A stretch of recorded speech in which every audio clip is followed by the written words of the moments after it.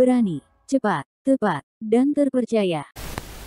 Baik, bismillahirrahmanirrahim. Assalamualaikum warahmatullahi wabarakatuh. Selamat siang, salam sejahtera bagi kita semua. Salam LPKPK, jaya berjaya, semakin jaya. Saya Ketua Umum LPKPK, Komnas LPKPK Pusat di Jakarta, Amirul S. Piola Esa, selaku pendiri juga LPKPK. Saya hadir kali ini untuk yang kesekian kali dalam rangka pelantikan LPKPK Komcap Indramayu untuk masa bakti 2024-2027. Sekaligus ada Peltidas, pelatihan tingkat dasar. Peltidas ini adalah sebuah dasar untuk memberikan pembinaan pemahaman kepada anggota yang baru dilantik tadi. Dasar-dasarnya adalah memahami korupsi dan cara pencegahannya.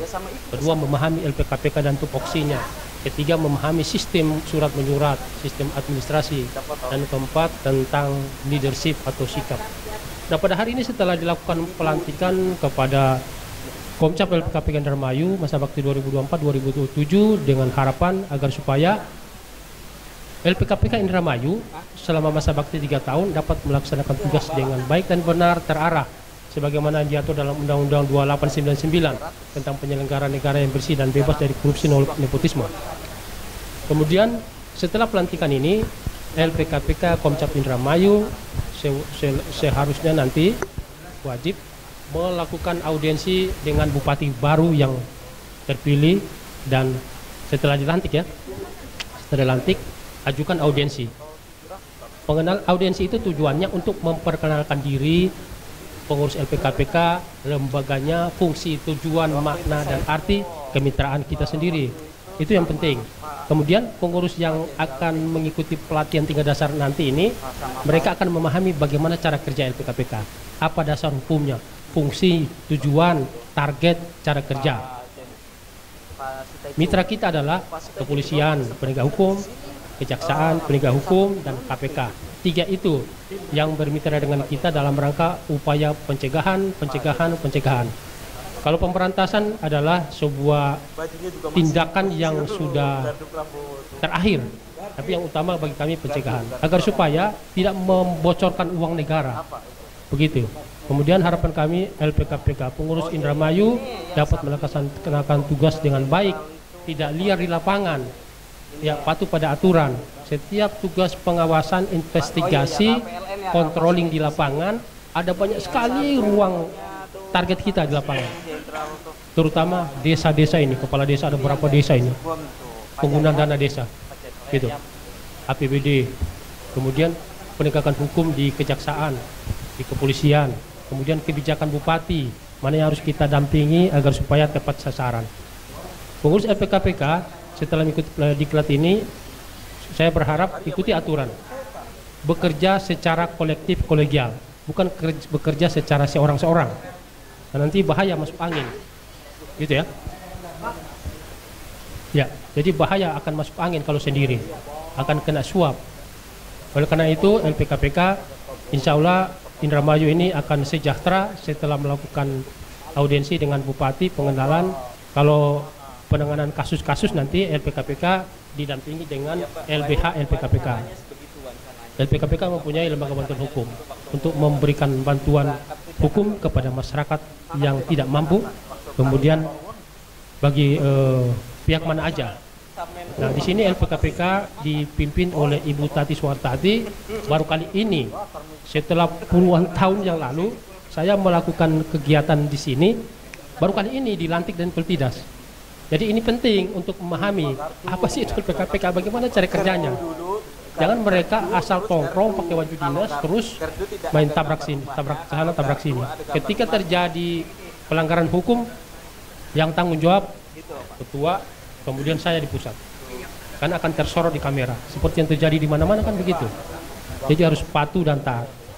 Bekerja secara kolektif. Begitu. Ada pertanyaan? Pak, ketika ada anggota LPKPK yang dianggap tidak sesuai dengan aturan, apa tindakan yang dimulai? Kalau di LPKPK itu ada tupoksi, SOP, kode etik. Turunan dari anggaran dasar anggaran rumah tangga, turunannya. Nah, SOP, tupoksi, kode etik. Ya, itu adalah dasar. Bagi siapa saja tanpa pandang bulu yang melakukan pelanggaran dan terbukti bersalah, disengaja terutama, itu mendapatkan sanksi sesuai dengan kualitas pelanggaran. Surat peringatan 1, 2, 3 diberhentikan. Kalau terlalu berat diberhentikan langsung. Tapi kalau pelanggaran 1 masih enteng di kualitas spesifikasi 1, maka peringatan 1, 2 atau 3 begitu. Tapi kalau pelanggaran berat langsung diberhentikan. Begitu. Sebaliknya juga bagi LPKPK yang berprestasi menemukan kasus, bermitra, mengangkat citra LPKPK, kemudian bermitra dengan pejabat negara, dengan penegak hukum, maka akan diberikan penghargaan. Ada reward bagi pengurus penghargaan. Karena ini baru pelantikan, jadi belum ada pemberian penghargaan. Nanti mungkin setahun berikut kami akan mengadakan Munas kedua dan Rakernas ke-7 di Jakarta tanggal 12, 13, 14 Mei 2025 dan ikuti oleh LPKPK seluruh Indonesia. Dan hari ini adalah dibuktikan oleh Ibu Tati sebagai ketua untuk berkomitmen untuk berperan serta dalam pencegahan tindak pidana korupsi berdasarkan Undang-Undang 2899 begitu. Pak, ada tindakan apa yang dilakukan oleh LPKPK ketika ada temuan, misalnya ada sertifikasi atau lembaga yang menurut KPK itu peranannya korupsi, Pak? Ya, kalau kita punya temuan, pertama diadakan penelitian dulu internal. Mana temuannya? Sini, penelitian. Diteliti apakah benar-benar ada unsur korupsi, ada pelanggaran hukum umum atau tidak. Tindak pidana khusus, tindak pidana umum.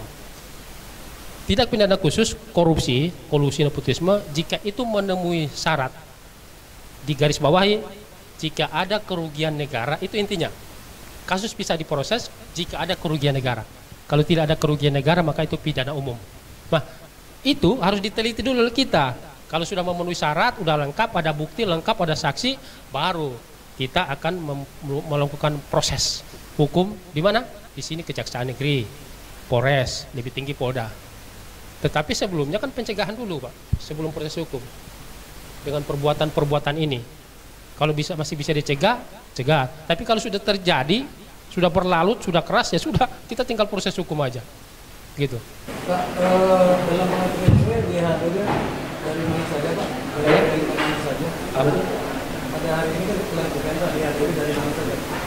Oh, ini hari ini dihadiri dari semua instansi pemerintah, dari Kodim, Bupati, Kapolres, walaupun mewakili ya, mewakili, kemudian Bupati terpilih, wakilnya hadir, ya, kemudian DPRD, Kodim, Kejaksaan Negeri hadir, Walian Agama, itu, kemudian dihadiri oleh GPN 08. Anggotanya gimana, Pak? Per kecamatan apa per desa? LPKPK. LPKPK ini kan urutannya, hierarkinya kan, kalau pusat itu Komnas, Komisi Nasional, itu 5 tahun. Kalau provinsi, Komda, Komisi Daerah, 4 tahun. Kalau kabupaten kota, Komcap, Komisi Cabang, 3 tahun. Kalau Komak, Komisi Anak Cabang, 2 tahun. Kecamatan. Sampai di situ. Kecamatan tadinya sudah pernah, cuma karena ini kan harus dibentuk ulang oleh ketua. Karena orang bentuk baru sekarang. Dulu kan sudah habis, tidak berlaku lagi. Harus bentuk baru lagi. Gitu. Ke Ibu, kami dari media punya mengucapkan selamat, Bu. Terima kasih. Bu, dengan dilantiknya LPKPK ini kan sebenarnya apa sih, Bu, yang mendorong Ibu sehingga mau menjadi ketua LPKPK? Jadi yang mendorong saya sebetulnya hati nurani. Perjuangan saya semenjak dulu awal mencalonkan anggota DPR RI dari Partai Gerindra, sekitar tahun awal ya, sebelum dia partai itu lolos 4%, saya sudah berjuang, intinya sampai ke masyarakat. Ternyata banyak masyarakat terbelenggu, khususnya tentang sengketa permasalahan lahan, ya. Adanya tumpang tindih, adanya dianggap masyarakat masuk lahan pertanian, dianggap penyerobotan tanah, pencurian, itu yang kami soroti sampai saat ini belum selesai. Nah, berangkat dari hal ini, ketika bahwa ini LPKPK sudah ada, itu saya melihat juga mereka hanya mementingkan pengurusnya unsur pada pribadi. Ketika ada kasus, mereka berkompromi, pahamlah ya, itu sudah masuk kategori suap, dan bahkan itu pun tidak dilaporkan kepada Komnas dan kepada pengurus lainnya.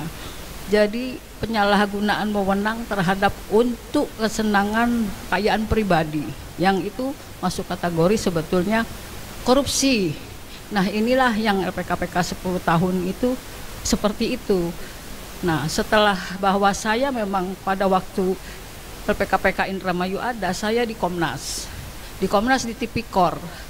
Nah, bersama Pak Ketum, seringkali karena masyarakat Indramayu tahu saya sebagai caleg pada waktu itu, intinya komunikasi dan curhat tentang permasalahan ini diskus dengan kami. Lama-kelamaan mereka akhirnya yang ada LPKPK ketiga kubu lah ya, saya bicara, mereka membuat semacam berita acara usulan untuk saya bisa memegang lembaga ini. Mudah-mudahan saya bisa amanah. PR jangka pendeknya itu sudah ada di divisi-divisi seperti Paturia divisi Cikedung. Itu banyak yang memang yang belum terselesaikan.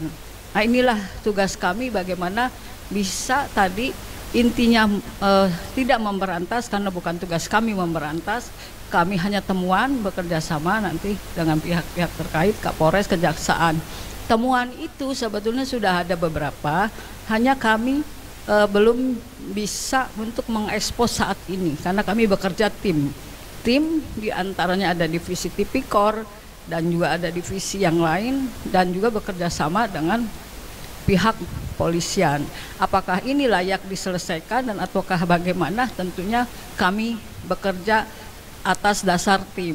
Itulah yang mendorong 15 tahun perjuangan kami untuk di Indramayu yang masih banyak, bahkan belum tersentuh, terutama permasalahan sengketa lahan.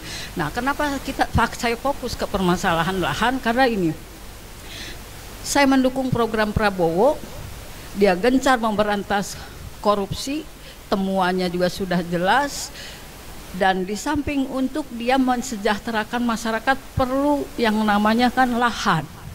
Sementara lahan ini masyarakat sebetulnya sudah tidak punya. Disebut tanah negara pun tanah orang lain. Nah, ketika bahwa ini saya hanya menyelesaikan permasalahan tanah, ini bisa diselesaikan tentunya secara kita musyawarah mufakat. Tujuannya adalah LPK memberikan informasi bahwa lahan ini bisa digunakan untuk masyarakat yang terkait dengan program Prabowo 08. Dan program-program itu jelas, jangan sampai kita salah dan tidak tepat sasaran. Yang ada adalah tengkulak-tengkulak menyewakan lahan tersebut, masyarakat yang dikerjakan bertani dan hasilnya tidak maksimal, bahkan akhirnya terlibat hutang piutang.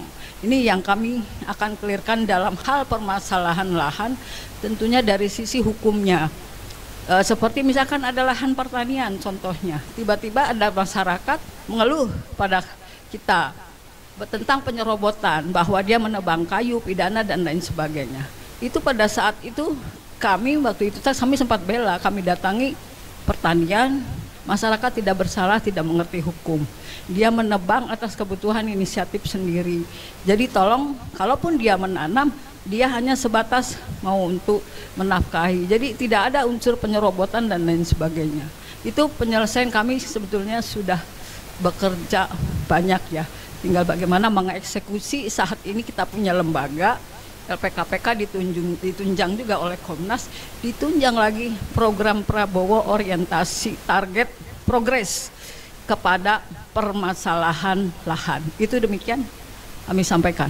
Untuk hal itu sendiri Bu, terutama untuk anggota Bu ya, dan juga untuk masyarakat Indramayu pada umumnya, dengan hadirnya LPKPK di kepala dengan hadirnya LPKPK ini, nah ini seperti hari ini kita melakukan Peltidas, tentunya kader-kader ini nanti yang akan bisa mengimplementasikan ke bawah. itu adalah ada secerca harapan, bukan secerca harapan. Mereka harus bisa memberikan intinya kontribusi apa yang bisa dibantu terhadap masalah. Kan banyak kalau yang menyangkut terkait permasalahan hukum. Kuncinya adalah bagaimana menciptakan kesejahteraan itu dengan kami bisa memanfaatkan program pemerintah bahwa inilah yang aman, layak untuk masyarakat bisa sejahtera dan tepat sasaran. Itu pada saat ini kami programnya seperti itu. Ada hal lain? Barangkali ada tambahan? Maaf Bu, untuk di Kabupaten Indramayu LPK KPK ini ada keseluruhan ada berapa anggota Bu? Tadi dilantik 22. Keseluruhan di Kabupaten Indramayu. Yang dilantik tadi itu pengurus eksekutif, dewan eksekutif, dewan penasihat, kemudian divisi-divisi. Ada divisi tipikor, divisi hukum dan HAM, divisi Huban Litbang, divisi Humas Dumas. 22 orang. Untuk Pak Ketum, tahun berapa tahun sih berdirinya? LPKPK didirikan pada tanggal 12 Mei 2013 di Bekasi. Saya pendirinya. Berarti memasuki 12 tahun. Dan tersebar di seluruh Indonesia. Kenapa tujuan utamanya berdirikan LPKPK? Tujuan utama adalah untuk memberikan dukungan, support dan pendampingan terhadap segala kebijakan pejabat pemerintah, penyelenggara negara, sekaligus memberikan pengawasan, controlling kepada pihak aparat penegak hukum. Dalam hal ini polisi, jaksa, KPK itu agar supaya kebijakan pemerintah itu tepat sasaran hingga masyarakat. Lebih dari itu, kami selalu mengawasi tentang supremasi penegakan hukum. Dan kami adalah wadah untuk menampung aspirasi rakyat agar supaya tiba dengan tepat, sampai dengan tepat kepada pejabat setempat. Begitu. Oke, terima kasih Pak. Barangkali ada tambahan? Cukup. Cukup. Ya, cukup.